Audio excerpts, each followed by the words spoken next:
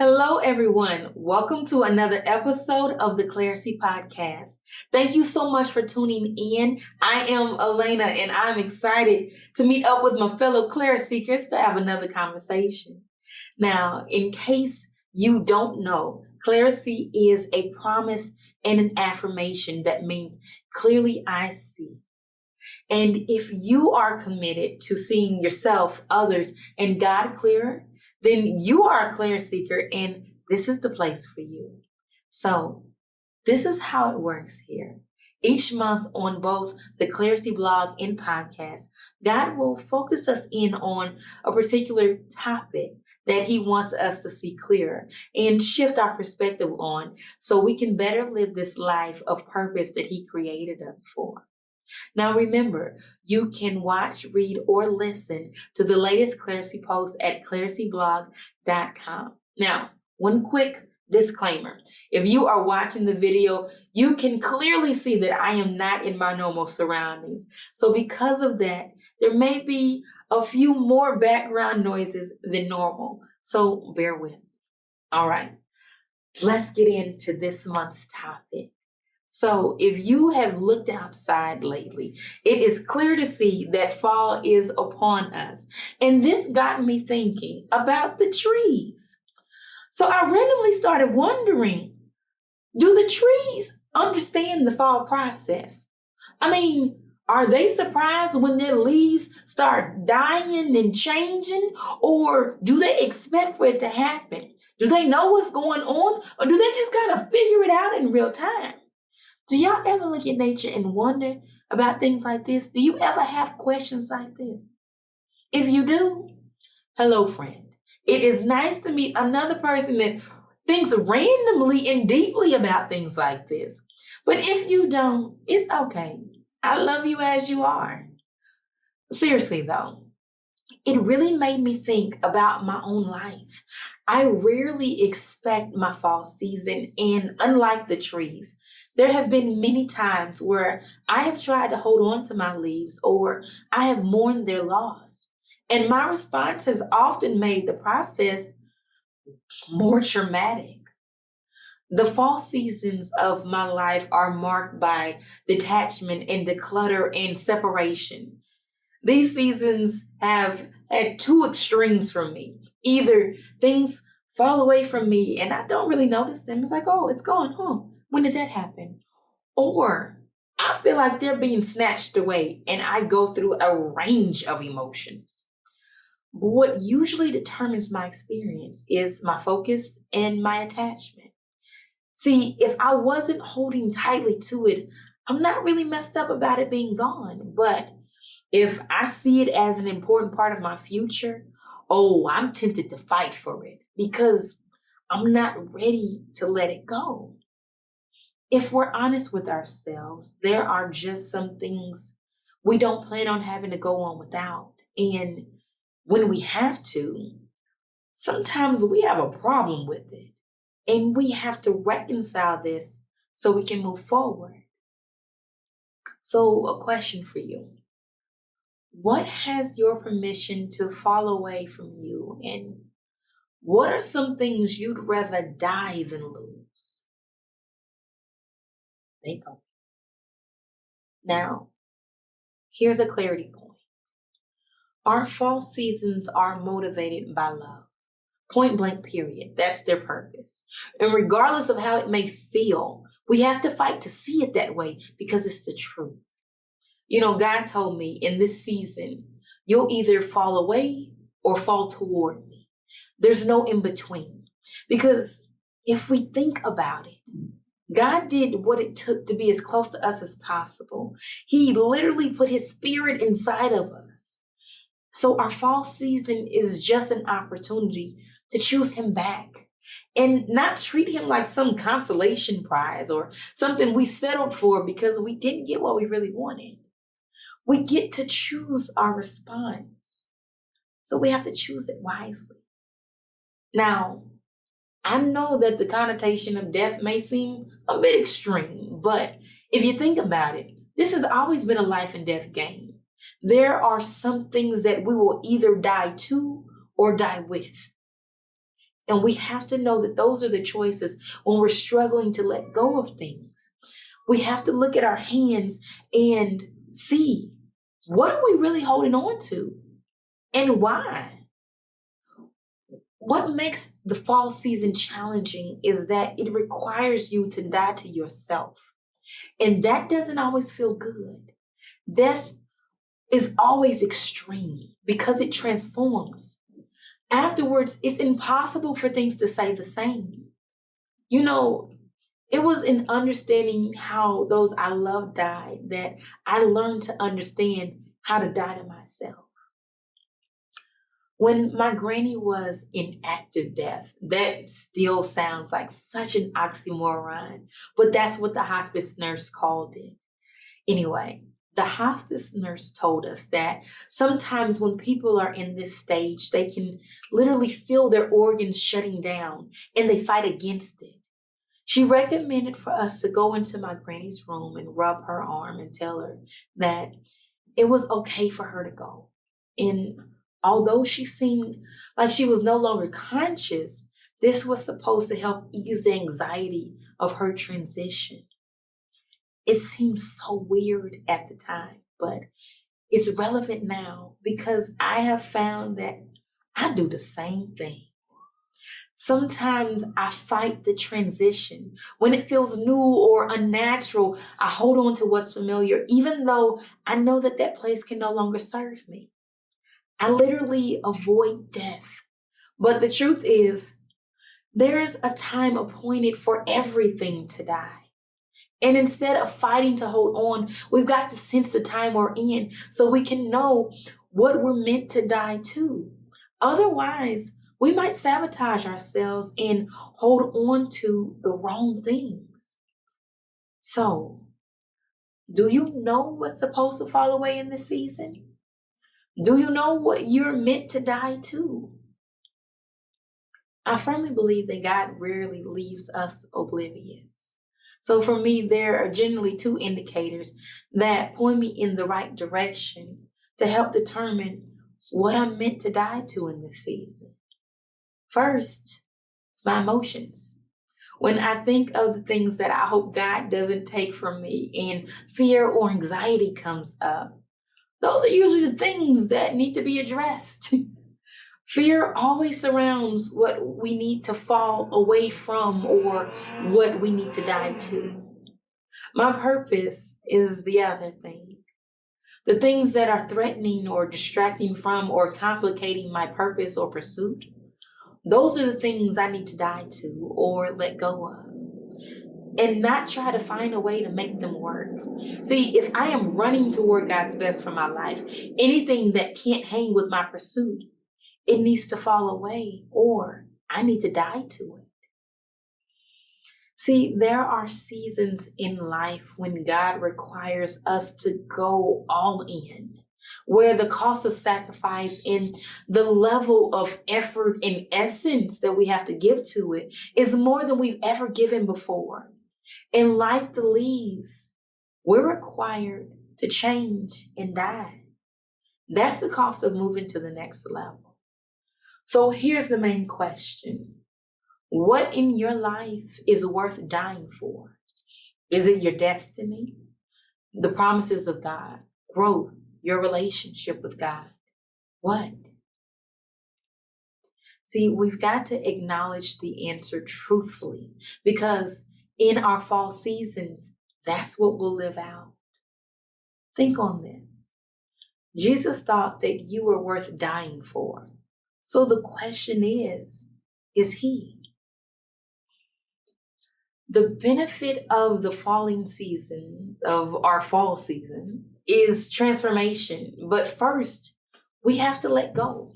The fall season is meant to be an exchange, but it's torture to those who don't recognize its value.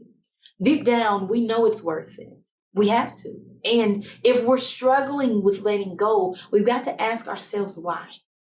The tricky thing about our fall season is it can feel like things are falling apart, like the ground is literally crumbling beneath us, but it's an altered reality. We've got to remember that. And it tries to make us believe that the promise is in jeopardy. And it sets us up to do what I call fear algebra. Now, this math always equals loss, no matter what we do.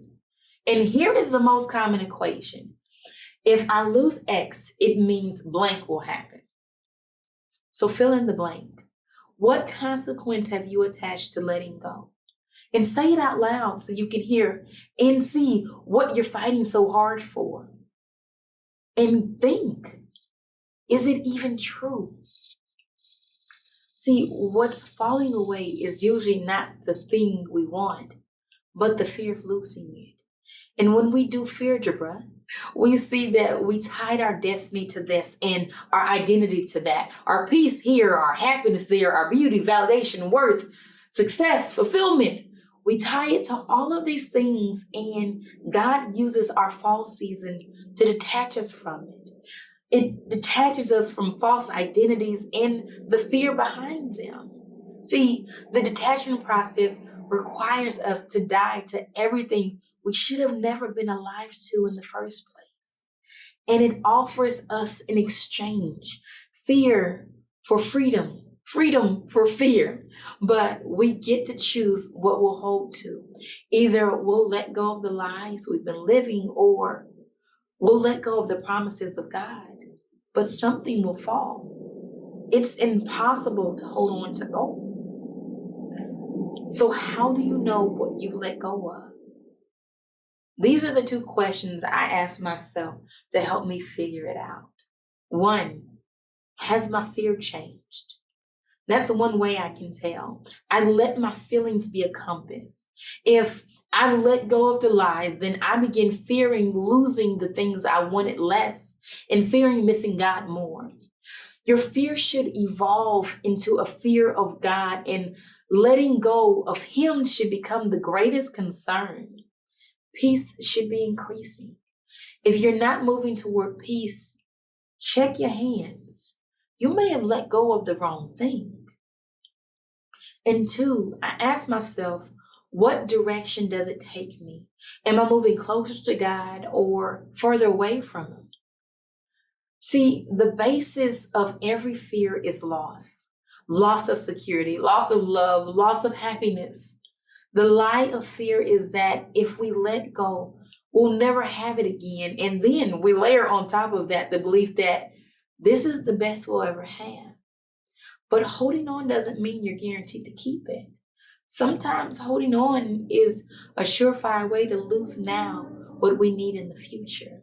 So let go, exchange, transform. That's the promise of your fall season. You don't have to fear what needs to die when your God is the God of the resurrection. And whatever He allows to die, He can bring back to life how and when He wants to. But we hesitate to let go because we don't know what will happen. At least I do. But God told me this. He said, I can't do exceedingly and abundantly if you're afraid of the unknown. How can I expand your capacity and blow your mind if you're only willing to receive what you understand? You're tying my hands. That stopped me in my tracks. See, the truth is, when we let go, we don't know what God will do with it. But we have to trust it'll be better than what we can do ourselves. The Bible says if we lose our life, we'll save it. But if we try to save it, we'll lose it. We have to move with the confidence that what He promised will happen, even if we don't know how or when. So let me air out a little bit of what I'm going through. Right now, there are two areas God is addressing in my fall season. So I have been charged to let go of people and perspectives and the fear that I've attached to them. Now, this has not been easy. Some of my worst fears have come true, and it's in facing them that I found that there was no truth to the fear. See, there was a time I was afraid of going all in with God because I thought I would lose myself. And that's exactly what happened. See, transformation is all about losing yourself to become something new. The fall season can be terrifying or exciting. The unknown can either cripple or exhilarate you. It's all a matter of perspective. So, perspective. This season is showing me how many of my perspectives are tied to desires and how often my desires are hijacked by fear. My fall season is coming to change my perspective on how my desires are formed. And as I see them differently, transformation happens. The biggest desire right now that God is addressing is my need for self-preservation. Yeah, I love to feel safe and secure. I believe that fear that comes in the falling process, it triggers our self-preservation solution. That's what I call them. And each of us have some. These are self-created fantasies that we construct to make us believe we can fulfill our own desires and appease our fears. Looking back in my life, I see some of my self-preservation solutions. And at the time, they made me feel more in control because that's what I wanted, but they were all so destructive. So let me explain. Sometimes my fear would get triggered when I felt like God was making me grow too quickly or taking me too fast. And instead of leaning in more and surrendering myself, I held to my feeling of being overwhelmed. And my self-preservation solution was to avoid God. I would decide I needed time away. I wanted a break. I would have a seat. I would say yes to God's plan for my life, but controlling the pace made me feel more in control. But the joke was on me because where God was trying to give me acceleration in choosing my self-preservation solution, I instead chose delay. So here's another example. Every now and then, I would get tired of being single, so I would go find a relationship instead of waiting on who God sent. Y'all know the moment you start getting tired, somebody halfway decent shows up and makes you think and consider giving them a try. You know they're not it, but you try to work with them just so you will avoid being alone. Oh, that's just me? I'm by myself again? Okay. All right. So back to my story. I would give the relationship a try, but since it wasn't God orchestrated, I never quite felt safe unless I was desired and wanted. That was my self-preservation solution. So instead of letting go of my impatience and insecurities, I would sacrifice my identity at the altar of someone else's approval. And in doing that, I picked up sexual sin. And then I had to repent for that and lose my appetite for it and detach from the person in the relationship that I was never supposed to be with. See, there are no shortcuts to the promise. Our fall season comes to show us the true root of our desires and purify our hearts. It not only shows us what we wanted and didn't need, but what we just wanted our way. And more than that, it shows us what we truly trust, God or our self-preservation solutions. In this season, I am learning to make God my solution. I don't have to let the feeling of being out of control trigger me to do something stupid. Feeling out of control doesn't mean that I'm powerless. Instead of trying to prove I have power, how about I just run to my power source? So the other area God is addressing for me in this season are my relationships. It seems like every time I was going through something, the people I wanted to run to never answered the phone. I cannot tell you how frustrating that was. And honestly, I would get frustrated with them. But then I started to think, God, is this you? Because y'all, it was happening a lot. So I had to stop and consider, Lord, are you trying to tell me something? And he was. He was saying, run to me, make me your first option. And he continued to close every other door until I did. See, you have to realize when a well has run dry and when you're trying to draw the right thing from the wrong place, God might be telling you to let go.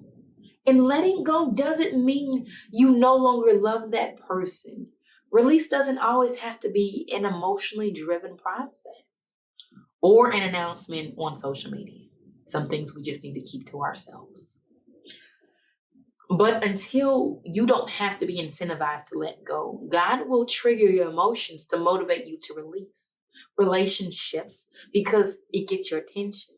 Pain, sadness, anger, hurt.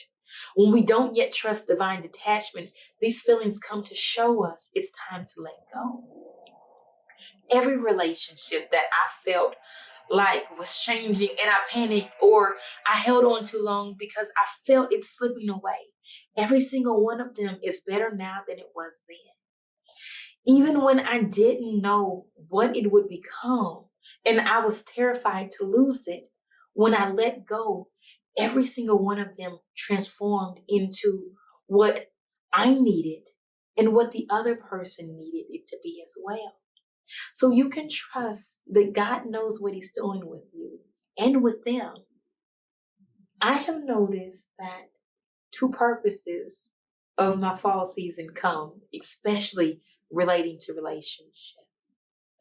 Because sometimes God is removing and other times he's adjusting. When it's a removal job, he's eliminating my other options. He is taking everything but the right thing and removing the clutter so I can come to him. And instead of being frustrated with this, we should be grateful that he is clearing a path for us to access him better. If we do it right, we see him clearer, we hear him better, and we find a new appreciation for his presence. When he takes everything else, it's only to give us more of him.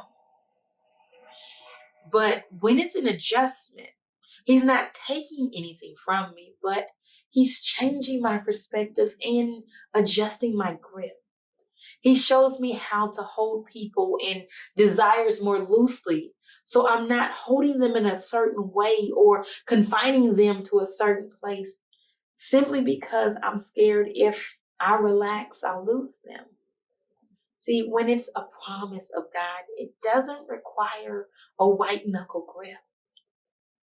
The blessing of fall is a new vantage point. It's freedom in detaching, and it's the strengthening of the right attachments. It's greater focus and clarity of understanding. It's a blessing of more. God will have us release good to give us great. So don't fear letting go. And to be clear, holding on partially is not the same as letting go. Fully releasing something is the only way God has the freedom to transform it. So trust God with everything and everyone you love. If he is creating tension or distance, let them go. But hold on to the promise that God will take care of them and you. See, remember, some things fall away for forever, and some things are just for a season. So relax. So I want to share with you all my current mindset. I have realized that my fall season comes more frequently when I decide I need a break. Kind of told you about that earlier. So that is the perspective that I'm attacking. I know where that mindset leads, and I don't want it. I value my time with God now above all else, and I want no days off. I am determined to die to every fear, every desire, every relationship or perspective that may try to come between us. If it costs me distance or separation of any kind from God, it's too expensive. Think about it. Separation is the punishment of hell. So why would I choose to have any semblance of hell on earth? That's insanity. My goal is to live with open hands, knowing that everything I need, God will supply. And anything He takes, either I never needed it or I don't need it in the season. I want to allow God to move things in and out of my life and not hold on to anything that's not meant for this season. I want more, and I'm willing to die to get it. I no longer fear my fall season. And in case you still do, here's a pep talk. You've done this before. Whether it was leaving your security blanket, learning you didn't need a nightlight when you were little, living past your first broken heart, you've let go before without knowing for sure how it would turn out. It didn't kill the eternal you, but it did kill what needed to die. Your fall season won't kill you. It will only make you better. It will only transform, and you will only exchange what needs to be exchanged. So let go and see what God will do with it. So this month, my challenge for you is determine what needs to fall away during the fall season. Seek God for the timing and identify what is appointed to die during this time. And when you know, let go, exchange, and transform. And be sure to continue the conversation with me by commenting on the podcast or the Clarisee blog social media pages or at clariseeblog.com. I want to let you know. I want to know how it's going. I want to know what your process is like, and I am excited for your future. I can't wait to hear about your journey and what you are dying to, what revelations come up, and what your transformation process is like. So let me know. Talk soon.